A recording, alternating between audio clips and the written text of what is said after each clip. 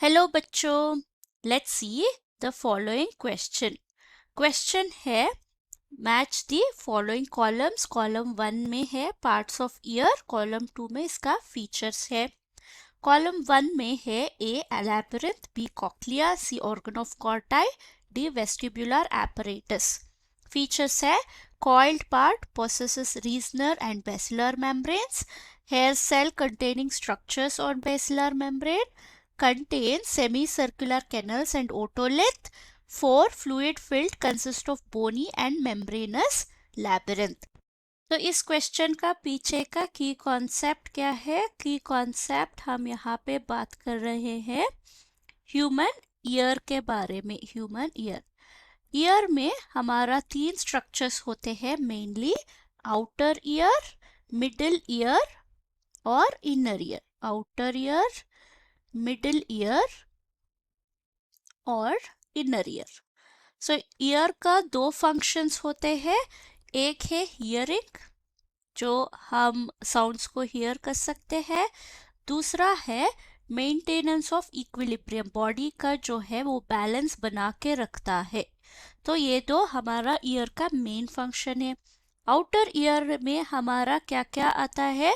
Ear pinna आता है और ऑडिटरी कैनल, यानी हमारा जो साउंड को जाता है, जो ऑडिटरी कैनल आता है। और टिम्फैनी जो आता है वो है मिडिल ईयर, वो ईयर ड्रम होता है टिम्फैनी। और इसमें ईयर ऑसिकल्स आते हैं। ईयर ऑसिकल्स जो छोटे छोटे 3 बोन्स होते हैं ईयर में, वो है। और इनर ईयर के पार्ट्स में हम इनर ईयर को वेस्टिब्यूलाई भी बोल सकते हैं। तो इस क्वेश्चन में मेनली हम इनर ईयर के पार्ट्स के बारे में और उसके फंक्शन के बारे में जान रहे हैं। तो अगर हम इनर ईयर देखें तो एज आई टोल्ड, इसको हम वेस्टिब्यूल भी कहते हैं, वेस्टिब्यूल। सो इसमें 2 स्ट्रक्चर्स होते हैं, ये बोनी भी होता है और मेम्ब्रेनस भी होता है। मेम्ब्रेनस लैबिरिंथ और बोनी लैबिरिंथ दोनों होते हैं। तो इनर ईयर में मेन 2 पार्ट्स होते हैं। वो है हमारा, फर्स्ट है हमारा कॉक्लिया। कॉक्लिया जो है वो है सेमी सर्कुलर, जो सर्कल कॉक्लिया शेल जैसा दिखता है, शेल लाइक स्ट्रक्चर होता है, जो 2.5 टर्न्स करता है।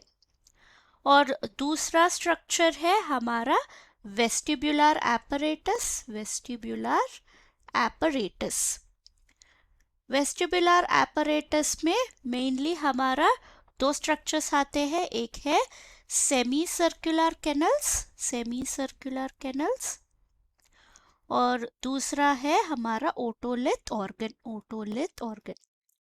सो इसमें डिफरेंस क्या है? जैसे मैंने बोला, ईयर का 2 फंक्शन है। कॉक्लिया का पार्ट जो है वो हियरिंग में हेल्प करता है, और वेस्टिब्युलर पार्ट जो है वो है इक्विलिब्रियम में हेल्प करने वाला स्ट्रक्चर। और ऑल दिस वेस्टिब्यूल जो हमें दिखता है वो उसके अंदर हमेशा फ्लूइड रहता है। तो अगर हम यहाँ पे इनर ईयर का स्ट्रक्चर देखें तो कुछ ऐसा दिखेगा। ये है हमारा कॉक्लिया 2.5 टर्न्स का, और इसके ऊपर हमारा जो सेमी सर्कुलर कैनल्स है वो दिखाई देंगे।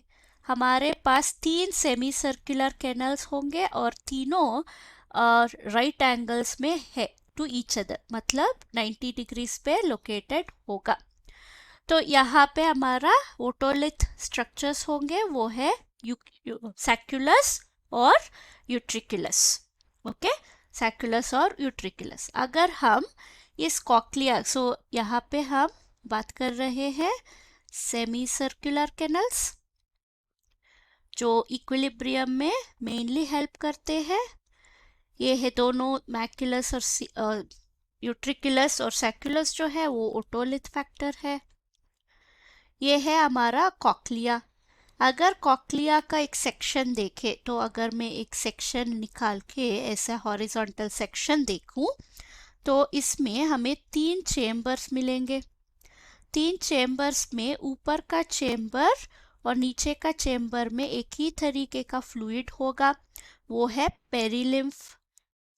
सो ऊपर का चेम्बर में पेरिलिम्फ, नीचे का चेम्बर में भी पेरिलिम्फ होगा, और मिडिल जो चेम्बर है उसमें हमें एंडोलिम्फ मिलेगा, एंडोलिम्फ। तो ऊपर का चेम्बर को हम बोलेंगे, ऊपर का चेम्बर है स्केला वेस्टिब्यूलाई, नीचे का चेम्बर है स्केला टिम्फैनी, टिम्फैनी, और मिडल जो है वो है हमारा scala media, scala media. Okay, so हमारा मिडल जो है, मिडल चेम्बर जो है वो बहुत इंपॉर्टेंट होता है। उसका बेस जो है बेसल मेम्ब्रेन, सो इस मेम्ब्रेन का नाम है बेसिलार मेम्ब्रेन, बेसिलार मेम्ब्रेन होता है। बेसिलार मेम्ब्रेन के ऊपर हमारा मेन स्ट्रक्चर होता है, वो हम अभी देखेंगे। तो अगर हम इसको एनलार्ज करें, जो हमारा कॉक्लिया है उसको हम एनलार्ज करके देखेंगे अभी। सो यहाँ पे मैंने 3 चेम्बर्स ड्रॉ किया है। सो थर्ड ये मिडिल चेम्बर जो है वो रेस्टेड है बेसिलार मेम्ब्रेन, और ऊपर का मेम्ब्रेन जो है उसको हम बोलेंगे रीजनर्स मेम्ब्रेन, रीजनर्स मेम्ब्रेन। ये दो मेन मेम्ब्रेन्स है, और इसके अलावा अंदर एक और मेम्ब्रेन होगा हमारा स्केला मीडियल में, ये है हमारा टेक्टोरल मेम्ब्रेन। सो यहाँ पे मैं ड्रॉ कर रही हूँ, ये है टेक्टोरियल मेम्ब्रेन। सो इस स्केला मीडिया क्यों इम्पॉर्टेंट है? ये बेसिलर मेम्ब्रेन पे हमारा जो मेन ऑर्गन है वो हमें दिखेगा, जो हियरिंग में बहुत काम आता है, वो है organ of Corti. Organ of Corti क्यों इम्पॉर्टेंट है? इसमें हेयरी सेल्स होंगे, जो हेयर लाइक स्ट्रक्चर्स पाए हैं, हेयर सेल्स। जो जब भी हमारा वाइब्रेशंस, जो ऑडिटरी वाइब्रेशंस आएंगे, ये हेयर सेल्स का हेयर लाइक स्ट्रक्चर्स जो है वो वाइब्रेट होगा, और इसमें जो लिम्फ है, एंडोलिम्फ, वो इंटर्न वाइब्रेट हो जाएगा। जो वाइब्रेशंस आए हैं वो फाइनली हमारा नर्व के थ्रू हमारा ब्रेन पहुंचेंगे। तो यहाँ पे हमारा मेन नर्व जो है वो कॉक्लियर नर्व फाइबर है, उसके थ्रू हमारा ऑडिटरी सेंसेशन हमें ब्रेन तक पहुंचेगा। तो अगर हम क्वेश्चन को देखें तो क्या क्या है? फर्स्ट है लैबिरिंथ। लैबिरिंथ मतलब हमारा इनर ईयर जिसमें दोनों बोन और मेम्ब्रेनस स्ट्रक्चर होते हैं। तो ए का आंसर क्या हुआ? ए का आंसर है 4, ए का है 4। और बी का क्या होगा? कॉक्लिया एक शेल लाइक स्ट्रक्चर है, कॉइल्ड होता है, जिसमें 2 मेम्ब्रेन्स होते हैं, सो बी है 1। सी ऑर्गन ऑफ कॉर्टाई में हेयर लाइक स्ट्रक्चर्स होंगे ऑन बेसिलर मेम्ब्रेन, सो सी है 2। और डी वेस्टिबुलर एपरेटस में तो 2 स्ट्रक्चर्स है, सेमी सर्कुलर कैनल और ओटोलिथ, सो 3। सो आंसर है 4, 1, 2, 3। तो हमारा आंसर क्या हुआ?